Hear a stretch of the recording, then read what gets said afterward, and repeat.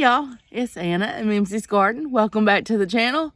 Today I'm going to plant some tomatoes in a little bit of an unconventional way, and I thought I'd show you some things that I'm using. Uncoated aspirin, and a very unconventional thing, or I think so. Had a brainstorm yesterday. Have you ever seen these nesting pads? My chickens hate them. And they cost money, so I wanted to reuse them for something else. And yesterday, I was out here looking at my spot for my Creole tomatoes that I'm going to be planting, and it dawned on me. Nesting pads. They're made out of cardboard and paper, so compost, right? And it'll protect the plants.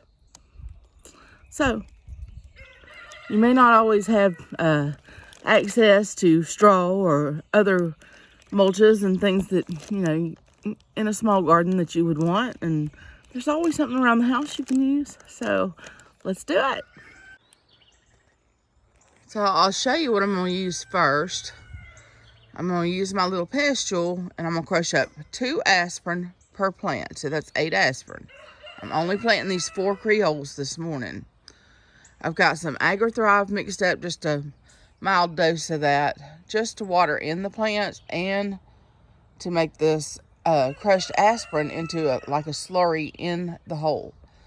I read where an older gardener, he just dropped the 2 aspirin in the hole. I'm not comfortable doing that. I'm going to crush it and slurry it a little bit as I'm watering in the plants and planting them in the hole.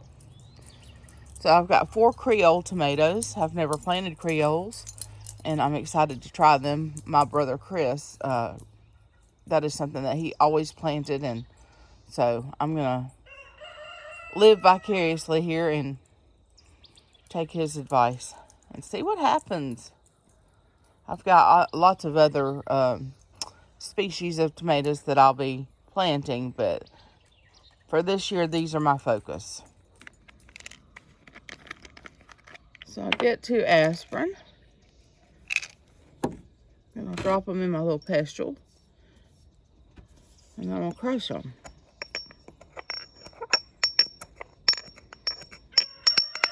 Just wanted to make them into a fine powder. So I've got trellis up, and all of the good stuff in the soil. It's got the topsoil. It's got some chicken manure, rabbit manure, black cow, mushroom compost. Nope, I'm sorry. This bed does not have black cow. This bed has mushroom compost. Because I was going to test the other one to see, the one that collapsed. And I'm still going to do that. But it's also got a little straw in it. So we're going to dig us a really deep hole, because my tomato plants are tall. And I could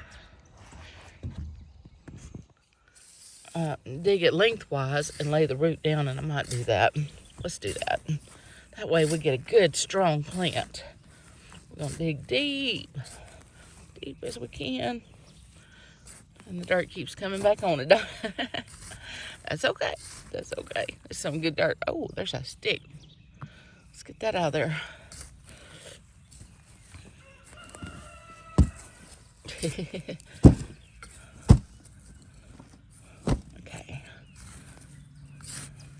We'll just keep going for a little bit. Okay, and I'm going to get my plant. Got my hole pretty deep. Okay, so I've got my aspirin. I brought me a little paintbrush outside to put this in the hole with. Just kind of scrape it out. Put that down in there.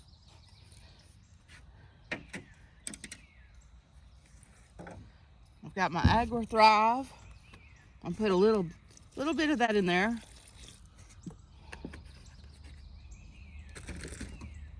I'm going to backfill my hole just a tiny, tiny bit. And then I'm going to take my beautiful Creole tomato plant. Put my label over here. Ooh. And I'm going to pull this limb off. So that's the bottom. And I'm going to look it over real good. And I'm going to lay it in the hole gently, bending it upwards just a little bit. And I'm going to fill the dirt gently over, gently packing it in, just very, very gently, y'all. Getting it standing upright. And I'm going to come fill in a mound around the tomato plant, up to those bottom leaves, but not on the leaves. Really don't want them touching those leaves. I think I'll pull that one off. There we go.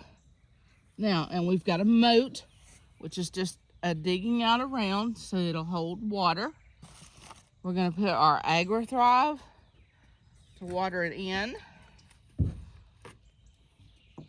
This soil is pretty moist because we've had a recent rain, but we're going to give this an extra boost.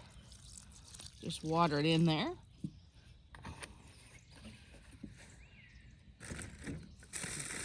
And then these nesting pads, they come with a paper backing. I'm going to pull that off. I'll use that in compost elsewhere. And I'm just going to take some of this straw and place it around the plant. And that's going to serve as my mulch. And each little pad of those covers the tomato plant nicely without covering the whole bed.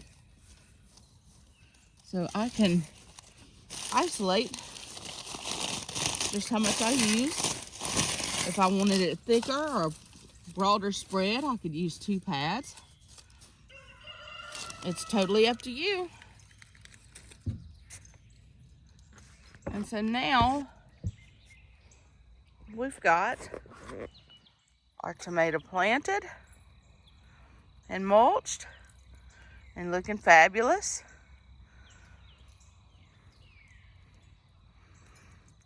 Here's another one. Since I'm only planting a few of these Creoles, I decided to space them a good bit apart. They're by the cattle panel so they can be tied up. And I'm not having to use the whole bed for tomatoes.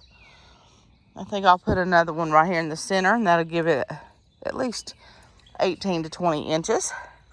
And since I'll be pruning these, they'll do well at that distance. And so I can have 2 at each spot. And then down at that farthest little area, close to the arch trellis, I can leave that open for whatever I'm planting there.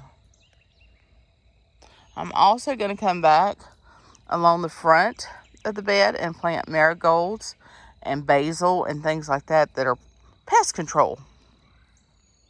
Okay, that little task is done. And all my little Creole tomatoes look snug as a bug in a rug, nestled in their nesting hay. I don't know why my chickens hate it, but they just will not go into a nesting box if this stuff is in it. It's crazy. They'll throw it all over the place and they'll peck at it and act like chickens, but they're not going to lay an egg where this stuff is. And I'm not sure why, unless it's just because they were not started with it as babies. Maybe I'll try that as an experiment with some of my next hatches. Something to think about. Okay, so there's a reason for using aspirin. And the reasoning is the salicylic acid. The salicylic acids are good for your tomato plants in several ways. They're good for pest control. The nutrients that they provide are not actually provided by the aspirin. It's provided by your soil. The salicylic acid helps in the uptake and absorption of those nutrients. So if your plant is struggling to absorb the calcium, the salicylic acid helps with that. There are studies out there that you can research and look at how effective it was. Now, it's crazy because, and this is how God makes us, you know, In mammals, humans, the aspirin can actually be a calcium blocker. But in the fruits, it helps them with the uptake. Isn't that crazy? Those kind of things are just amazing to me. Anyway, I'm not going to get off on a rabbit trail. One of the roosters is crowing, or one of the many.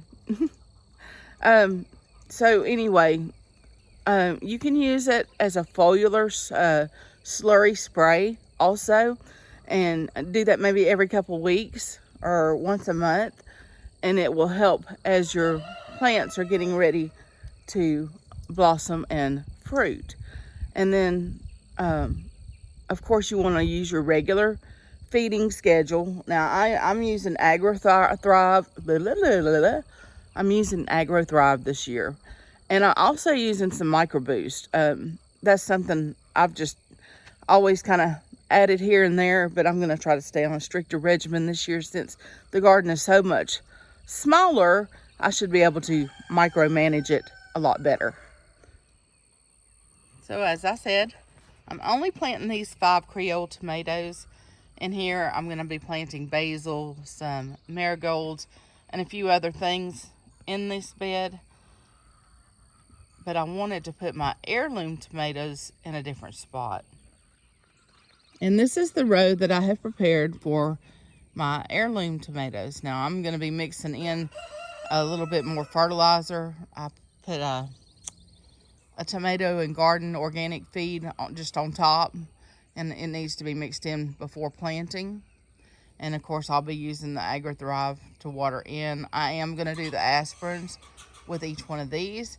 The plants over here are like my yellow breakfast tomatoes, the Kellogg's, or the Dr. White's, or the yellow Brandywines, stuff like that. Just extra little special things that I like to have for fresh eating. I am on a special diet right now, but I'm going to make an exception when tomato season is fast approaching. I've been trying to do an elimination diet to see what's bothering the thyroid. In this bed, there are cucumber seeds planted along the back and some zinnia seeds in the corners. And then I'm going to fill in the center with some type of bushing plant. Possibly some Italian green beans, the Roma type. That's what I'm thinking. I got these at Renee's Garden online. They are a Roma Italian bush bean, and I'm excited about those. I have not grown the more flat, other than Kentucky Wonders, but I really like the wide flat beans, and they remind me of my grandfather. He used to can those. He grew them and canned. He was an excellent gardener. I'm gonna move. The sun is way in my eyes, and as y'all can tell, I still have thyroid eye, so I'm trying to shift around. But anyway, so in tribute to my grandfather, fond memories. I wish I'd have paid more attention to him when I was younger. I always had admired him from afar off. You know, I was 15, 16, more interested in chasing other things and trying to be cool when I should have been out there digging in the dirt with him. And nowadays, that is one of my biggest regrets. I think about him every day. And maybe he's aware. Who knows? But anyway, so these are for Guy Norton Farrell, a West Virginia hillbilly. A couple seeds in each little spot, a few inches apart.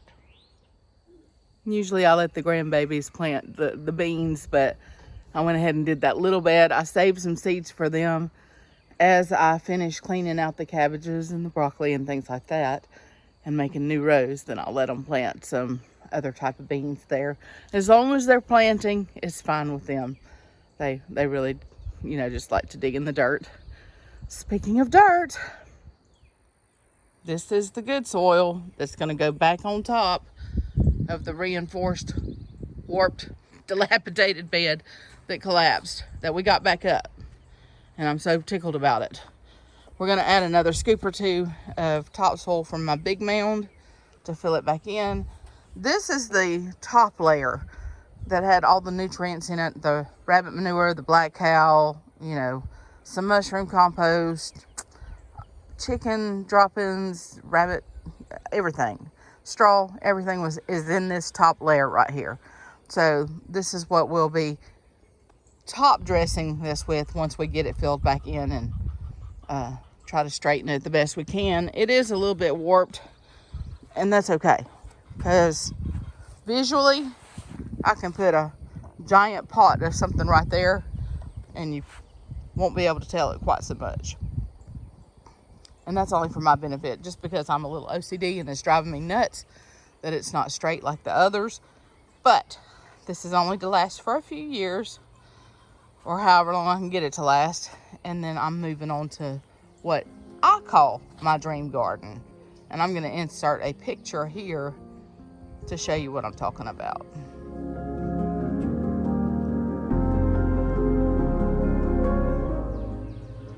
I appreciate you hanging out with me today as I'm revamping Mimsy's garden into a way downsized little space.